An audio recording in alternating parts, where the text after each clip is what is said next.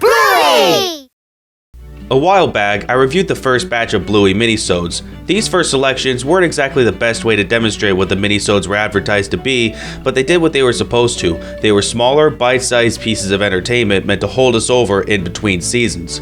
Then in early October, we received the second batch containing 7 new Minisodes to demonstrate that a little further. Just one more batch to go, and all 20 Minisodes are available to us. Time to see what the second batch has to offer. Just another day in the life of Bandit Healer as he visits the tattoo shop hoping to get a super cool tattoo on his back. His demands are very specific. Give him a tattoo that when people see him from behind, they think he's macho, just the kind of guy that you don't want to mess with. Like maybe a skull with a dagger in it, and the dagger's on fire, and the skull's like going, yeah, love it. But let's consider who's running the tattoo shop before we set any expectations. It's 2 little girls, ages 7 and 5, that live carefree lives, so naturally, they wouldn't take the instructions seriously either, and instead give him a pretty sissy tattoo. Emphasis on sis because, oh, those sisters. Chili and the kids have had a pretty long day, and what they need is some calm, relaxing music to put them at ease. But Unicorse doesn't care. Why should he? He's more into heavy metal music. Hey, Fanny, play some metal. Okay, now playing metal. Oh, that Unicorse. Is it any wonder he's got no chance with Chili, other than the fact that he's a grub that eats ticks off his body? This is just the kind of thing Unicorse would do. You try to relax, but here he comes to ruin your freaking day. Get out of here, you!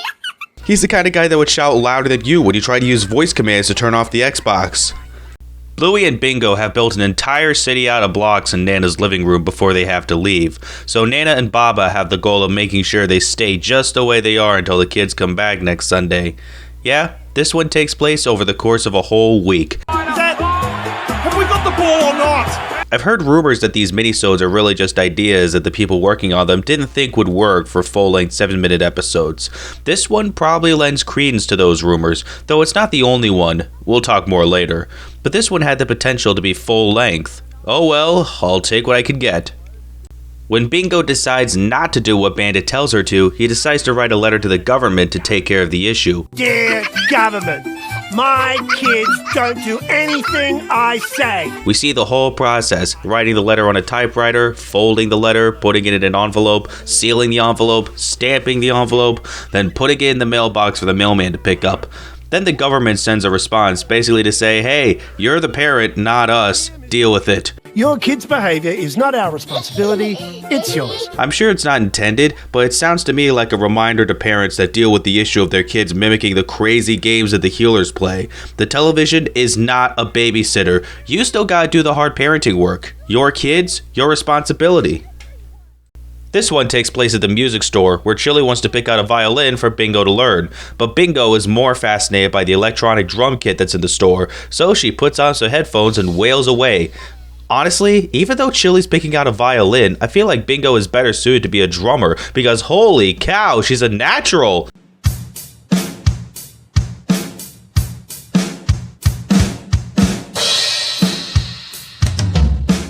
No drumming lessons or anything, just sit on the stool, pick up the drumsticks, put on the headphones, and bang on the drums and cymbals. I wonder if she'd apply to be a member of a big rock band in the future. Yeah! This minisode is told in the style of a classic film noir. It's the story of a detective named Brownie Hold on, wasn't that guy Unicorse's lawyer? Is he also a detective on the side? Well, anyway, he takes on the case of a mysterious entity that keeps tapping people on the shoulder and disappearing just before they turn to look. We already know who it is, but getting the guilty party to admit his guilt is the real challenge. Why is everyone saying my name with that intonation that suggests I'm doing something annoying? What do you want? Also, he dreams of being the drummer for Led Zeppelin, which hasn't been active for almost 45 years now. Much like Blocks, I feel like this one could have worked just as well with a 7-minute runtime. If Family Meeting could do it, why couldn't Brownie Bear? So apparently the healers have a kiddie pool now, and the kids are running laps to make a whirlpool. Chucky even hops over the fence to join in. Yeah, Chucky. Poor Lucky misses out on being a major element once again. We really need some episodes centered on Lucky to flesh him out more. Instead, his dad and little brother get to have all the fun, which is funny because Chucky wasn't introduced until season 3, yet he's far more interesting than Lucky. Anyway, kids spinning around a whirlpool. Yeah, what more is there to say? All that talk about Lucky was just to fill in some dead space, really, not to just stop the review before it gets sad. I think it's safe to say the second batch had better selections than the first, even though it's still mostly centered on the healers and most of the kids' voice slides were still recycled from the actual show. It gives us more locations, more characters, and it even gives us more of what was advertised. If I had to pick two favorites from this batch, those would be Blocks and Brownie Bear, though the others were also cute. But it's those two minisodes in particular, I feel like they could have worked just as well in 7 minutes. But I'll take what I can get.